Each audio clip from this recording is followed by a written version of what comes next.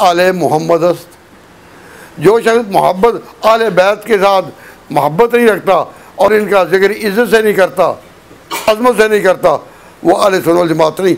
आले सुन्नत वल जमात वही है कि जिनका आले बैत के साथ वो मोहब्बत का ताल्लुक़ हो। क्यों? इसलिए कि ये फूल जो है किस बाग के हैं, ये बाग रिसालत के फूल हैं, ये बाग रिसालत के फूल हैं। तो अल्लाह ताला चाहते तो हज़रत आयशा को उम्र देते कितनी, निसफ सदी तक, लेकिन अल्लाह ताला ने ये काम लिया उम्मुल मोमिनीन से, हज़रत आयशा सिद्दीक़ा से।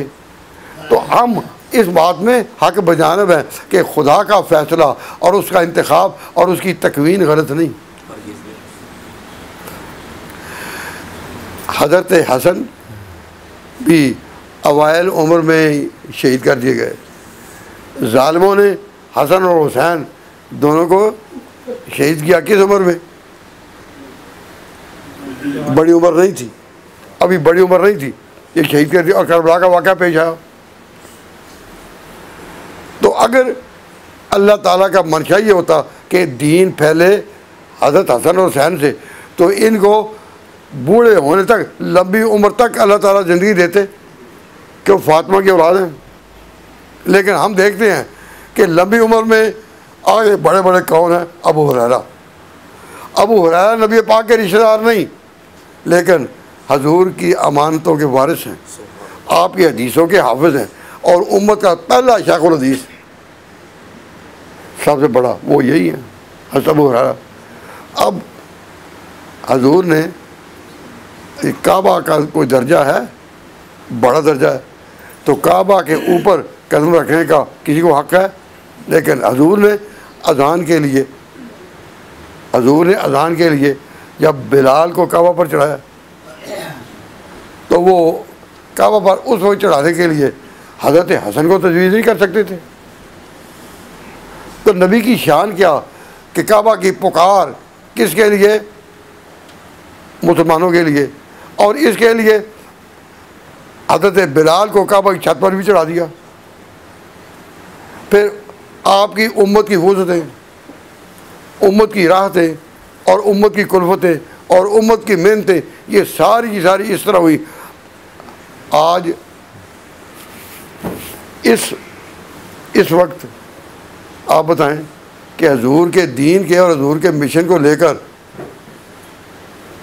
इन मुल्कों में जो आप लोग आए हैं, तो हजूर का मिशन यूके में किन लोगों के ज़रिया चला? उम्मत के ज़रिया या ख़ानदान के ज़रिया? ख़ानदान है, हाँ, उम्मत के ज़रिए चला। अमेरिका में उम्मत के ज़रिया, इंडोनेशिया में उम्मत के ज़रिया, मलेशिया में उम्मत के ज़रिया, बर्रोबार में उम्मत के ज़रिया।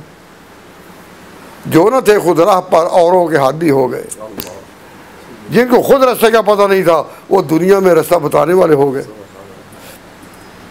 तो मैं इन अगले बात पर अपनी बात ख़त्म करता हूँ। आप दुआ करें कि अल्लाह ताला मुसलमानों को अपने इसी अक़ीदा पर कायम रखे कि नबूवत और रिसालत आसमानी मनसब है और खिलाफत और इमामत ज़मीनी मनसब है। ये जानते हुए कि हज़रत इब्राहीम ने कुर्बानियाँ की तो मर्तबा इमामत मिला, तो जब इनसे पूछा जाए कि तुम जिस इमामत के कायल हो वो इमामत कब, कहते वो इमाम अभी अपनी माँ के पेट में ही है, तो अल्लाह ताला उसको इमामत सरफराज कर देते हैं। तो इब्राहीम को अल्लाह ताला ने इमामत सरफराज कब किया? जब माँ के पेट में थे या जब कुर्बानियों में कामयाब हुए? तो इस इमामत से वो नतीजा अखज़ करना हमें तो समझ नहीं आता। उनके लिए भी दुआ करें, अल्लाह उनको समझने की तौफीक अता फरमाए। हमारी किसी से दुश्मनी नहीं, हम हक़ समझाना चाहते हैं, अल्लाह की राह बताना चाहते हैं। तो अल्लाह तबारक व तआला जल्ल शाअनहू ने हज़रत इब्राहीम को जो इमामत दी, कुर्बानियों के बाद या कुर्बानियों से पहले? तो ये कहना कि इमाम तो माँ के पेट में ही इमाम होता है, पर ये बातें हमें समझ में नहीं आती। तो मैं तो कहता हूँ कि तालिब इल्मों को भी समझाओ, इस बात पर आओ, हमारा दीन यूनिवर्सल है, ये इंसानों के लिए पैगाम है, ये किसी ख़ानदान के लिए नहीं, किसी एक कबीले के लिए नहीं, किसी एक नस्ल के लिए नहीं, किसी एक रंग के लिए नहीं। इस्लाम की दौलत रंग और नस्ल के इम्तियाज़ात से बाला है।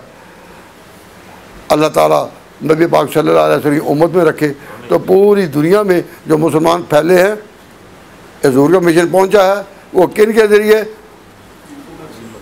उम्मत के ज़रिया या ख़ानदान के ज़रिया?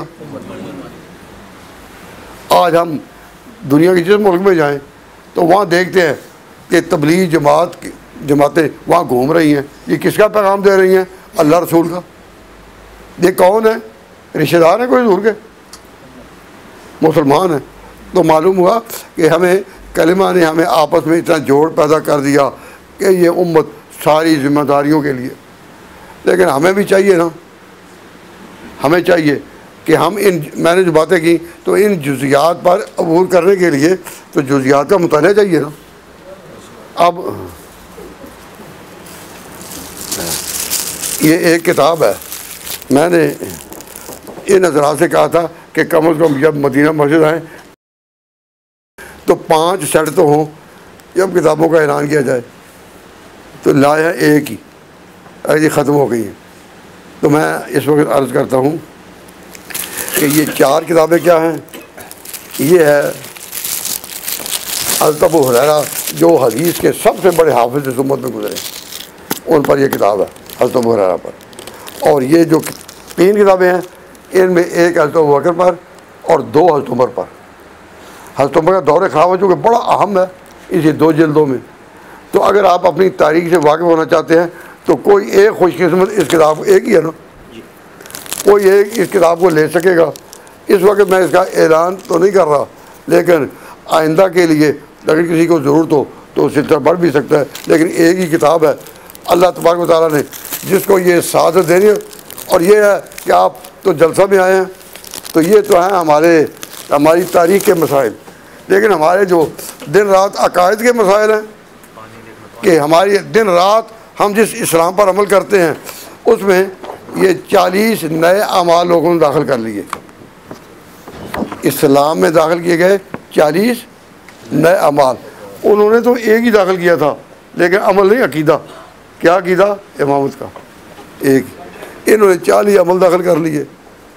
अज़ान में कितने अमल, जनाजे में कितने अमल, दरूद में कितने अमल, नमाज में कितने अमल, कब्रों की ज़ियारत में कितने, हर एक। तो बड़ी मेहनत के साथ वो सारे अमल 40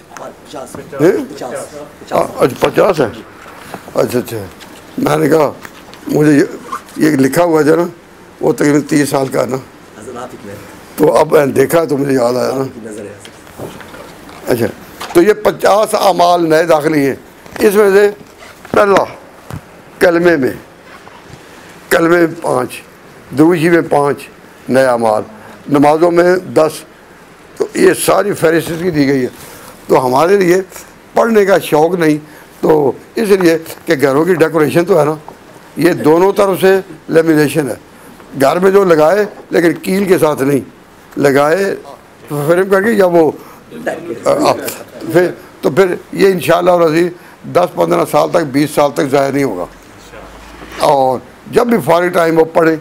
अगर मस्जिदों में लगे हों तो जब अभी अज़ान होती है, जमात में कोई टाइम होता है तो बाज़ औक़ात लोग बातें करते रहते हैं, तो बातें करने की नहीं, इसको पढ़ना ज़्यादा बेहतर नहीं।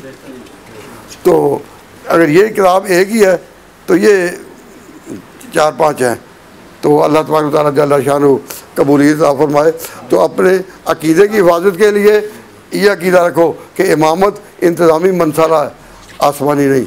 और अपने रोज़मर्रा के अमाल के लिए कि सुन्नत के मुताबिक ज़िंदगी हो और मस्जिद भी सुन्नत के मुताबिक चले, बिदात के साथ नहीं।